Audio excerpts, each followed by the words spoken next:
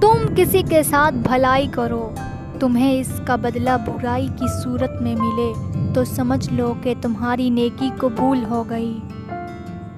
آپ 40 سال کے ہو جائیں تو سمجھ لیجئے کہ زندگی کی اثر ہو چکی ہے۔ اپنے اخلاق، کردار اور آخرت کی طرف توجہ دیجئے، کیونکہ عصر اور مغرب میں زیادہ تاخیر نہیں ہوا کرتی۔ بچہ دنیا میں صرف ایک ہنر لے کر آتا ہے اور وہ ہے رونا۔ بچہ رو رو کر اپنی ماں سے ہر بات منوا لیتا ہے، مگر کتنے بد نصیب ہوں گے ہم لوگ اگر ہم رو رو کر اس رب سے اپنے گناہوں کی بخشش نہ کروا سکیں جو ایک ماں سے 70 گنا زیادہ محبت کرتا ہے۔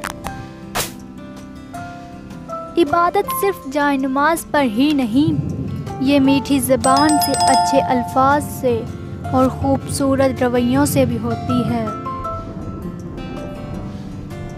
اپنوں کے ساتھ وقت کا پتہ نہیں چلتا، لیکن وقت کے ساتھ اپنوں کا پتہ ضرور چل جاتا ہے۔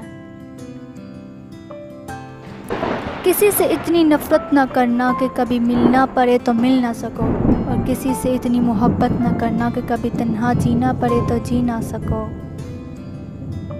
کہ عشق میں ایک مقام وہ بھی آتا ہے کہ دعا تو دور کی بات ہے، انسان صرف سوچتا ہے اور رب نواز دیتا ہے۔